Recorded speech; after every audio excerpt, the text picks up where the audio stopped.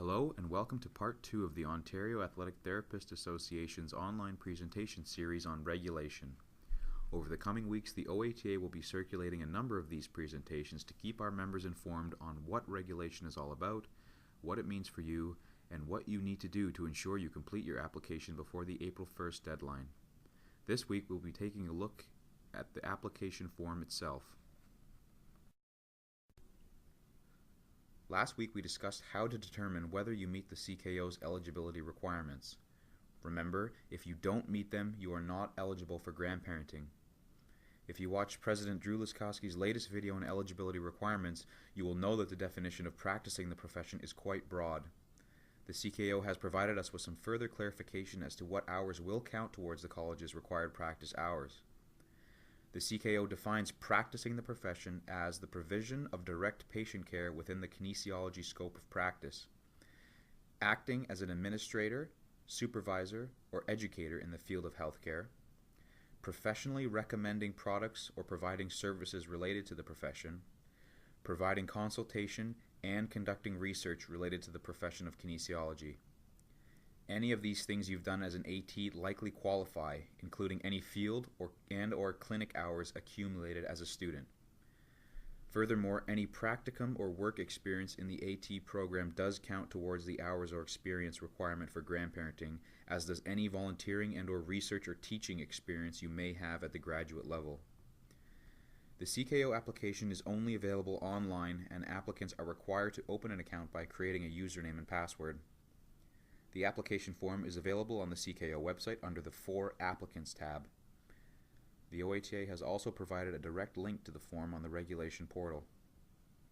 Applicants with special needs may request assistance in completing the application by contacting the registration department. Please be sure to add info@coko.ca and registration@coko.ca to your safe sender or contact list to avoid having college emails sent to your junk or spam folders. Please check your junk or spam folders regularly for college correspondence if you have not received an expected email. If an applicant's name is different from the name on your documentation, the applicant must enclose a copy of their change of name certificate, marriage certificate, or other evidence of legal name change. It is considered professional misconduct if applicants practice under any name other than the one they have registered with the college. The name that appears on the public register must be the name that the practitioner uses when they provide services. Applicants must provide their residential address. The residential address will not appear on the public register unless it is later designated as the applicant's practice address. Applicants should indicate the official language, either English or French, in which they want to correspond with the CKO, as well as those languages in which they provide services. Once an application has been submitted, it will be the applicant's responsibility to keep the college advised of any changes in terms of addresses for their residence or business. The CKO will communicate with applicants by email during the registration process.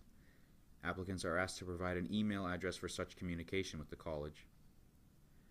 Applicants should list their kinesiology education or the education you claim to be equivalent, indicating the level of education, name of academic institution, and the year of completion.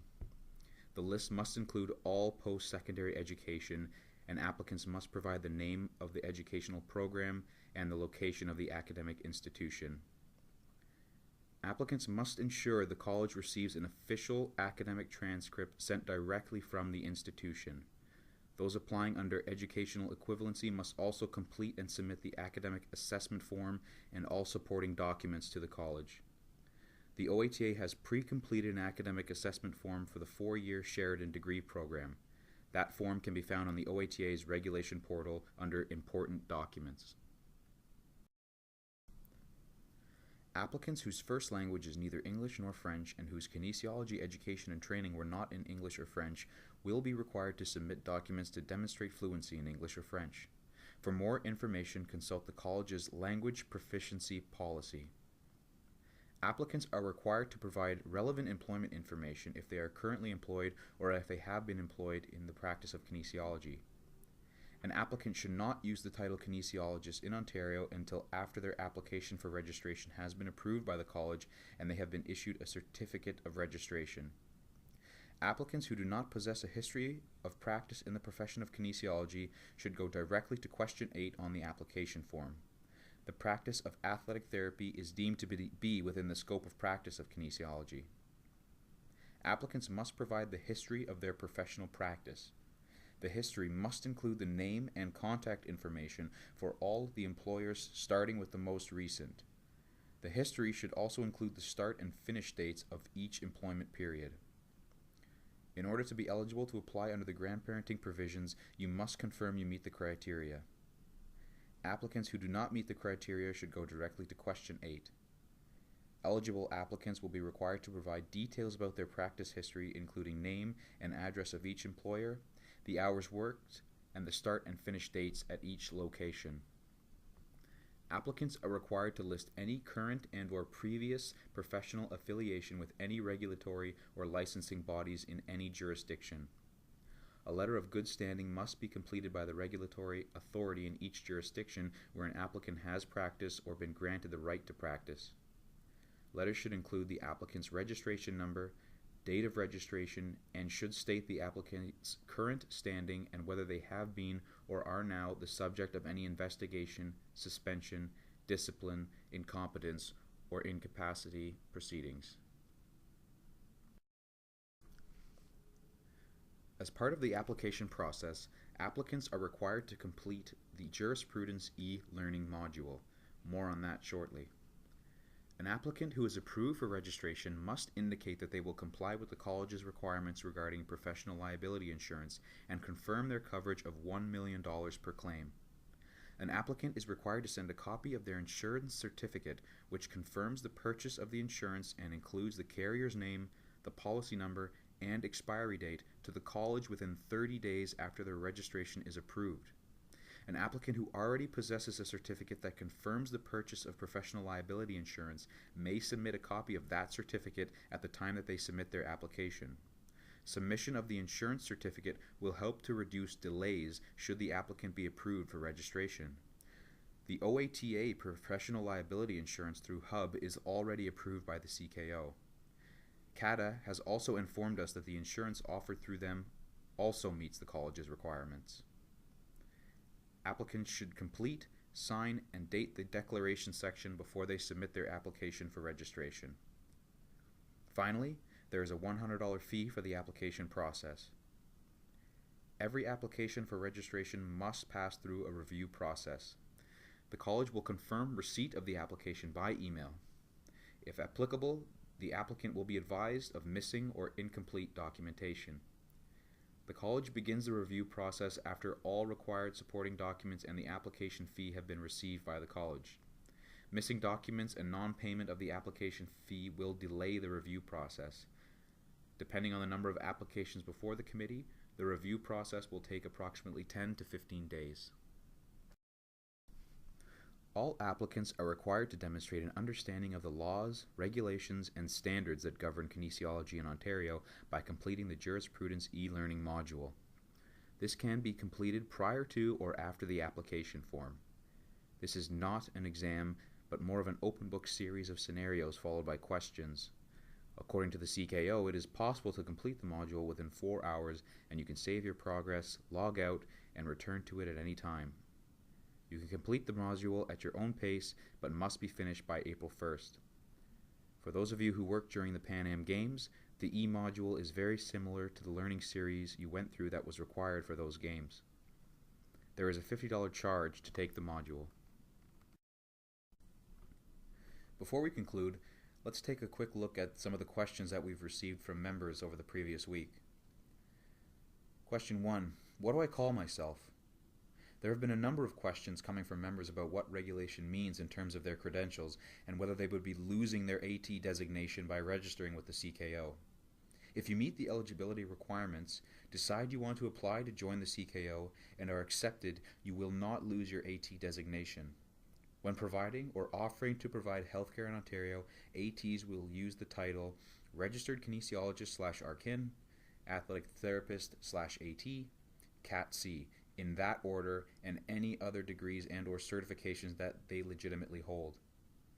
If and when a specialty is established, then likely only registrants of the CKO in that specialty will be lawfully authorized to call themselves athletic therapists. Regardless, you will still be able to offer athletic therapy.